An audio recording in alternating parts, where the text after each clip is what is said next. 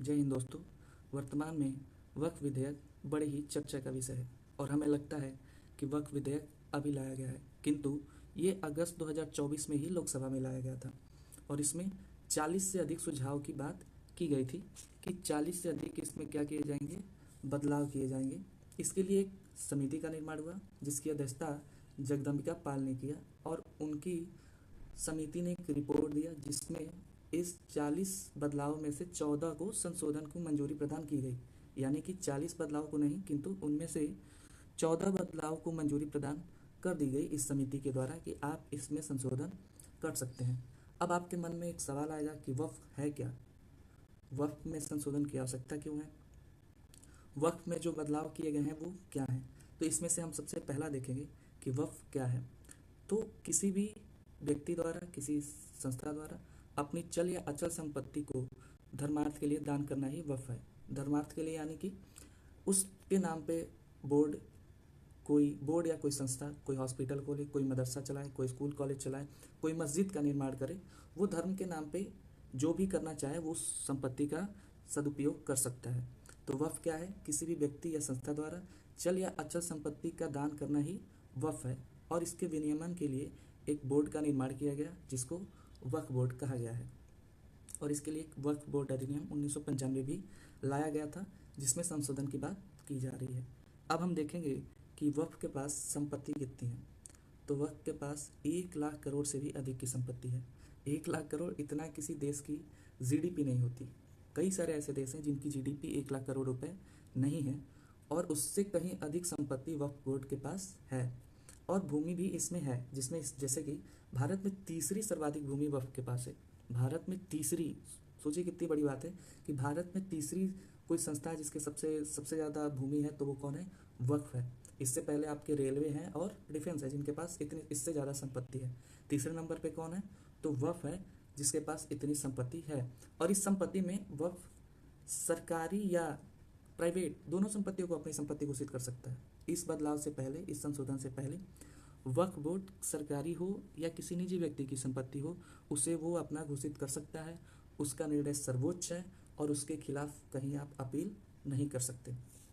इसके बाद हम देखेंगे इसमें संशोधन की आवश्यकता आखिर क्यों पड़ी, आखिर हमारी संसद ने इसमें संशोधन करने का प्रयास क्यों किया। तो इसमें पहला सबसे बड़ी बात यह है कि बोर्ड किसी भी संपत्ति को वक्फ की संपत्ति घोषित कर सकती है। जो वक्फ बोर्ड है वो किसी भी संपत्ति को वक्फ की संपत्ति घोषित कर सकती है। इसके विवादों के निवारण के लिए एक न्यायाधिकरण की स्थापना की गई। इस न्यायाधिकरण की जो डिसीजन होगी वो आखिरी होगी, उसके खिलाफ आप कोई भी अपील किसी भी न्यायालय में नहीं कर सकते। सोचिए, लोकतांत्रिक देश के नियम हैं और ये साफ साफ वक्फ बोर्ड में लिखा हुआ है कि आप उसके खिलाफ कोई भी अपील नहीं कर सकते इस संशोधन से पहले। इस मुद्दे को ध्यान में रखते हुए इसके बाद कुछ बदलाव जो कि जगदम्बिका पाल समिति ने दिए थे, 14 बदलाव के सुझाव, उनमें से कुछ महत्वपूर्ण सुझाव जो हैं उनके बारे में हम देखेंगे। जिसमें से आपका पहला है कि महिला उत्तराधिकारी को अधिकार दिया जाएगा। इसका मतलब इससे पहले वक्फ बोर्ड महिला उत्तराधिकारी को मान्यता नहीं देती थी। यानी कि किसी परिवार का उत्तराधिकारी अगर कोई महिला है तो उस परिवार का संपत्ति, जमीन, जायदाद किसके हवाले हो जाएगा? तो वो वक्फ बोर्ड के हवाले हो जाएगा। किंतु इस संशोधन के बाद अगर किसी परिवार का उत्तराधिकारी कोई महिला भी है तो उसको अपने संपत्ति का अधिकार दिया जाएगा। दूसरा है कि सरकारी संपत्ति वक्फ में नहीं जाएगी। इससे पहले नियम क्या था कि वक्फ सरकारी संपत्ति को भी अपना संपत्ति घोषित कर सकती थी। प्राइवेट तो ठीक है, जो लोग अपने धर्म के नाम से देते हैं, धर्म के नाम पे दान कर रहे हैं, वो तो वक्फ बोर्ड का होता ही था। वक्फ बोर्ड किसी सरकारी संपत्ति को भी स्वयं की संपत्ति घोषित कर सकती थी। तो इसमें भी एक महत्वपूर्ण बदलाव किया गया। अगला है किसी संपत्ति पर स्वामित्व किसका है ये डीएम तय करेगा। किसी भी जिले में किसी भी संपत्ति पर स्वामित्व किसका है, वक्फ बोर्ड का है या संबंधित व्यक्ति का है, ये निर्णय अब कौन करेगा? आप डीएम करेगा।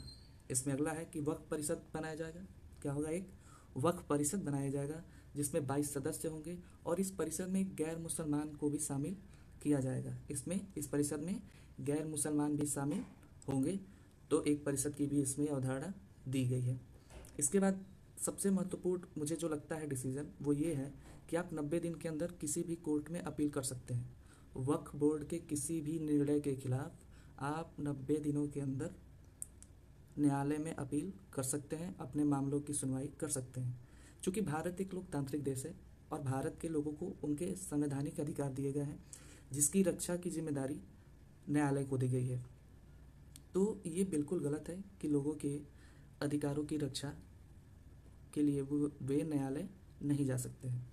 लेकिन इस संशोधन के बाद व्यक्ति अपने अधिकारों के लिए, अपने संपत्ति के लिए न्यायालय में अपील कर सकता है 90 दिनों के अंदर। इस वीडियो में किसी भी पार्टी के विचारधारा को नहीं बताया गया है। ये वीडियो और इस टॉपिक को जितना तटस्थ होकर बताया जा सकता था उतना हमने प्रयास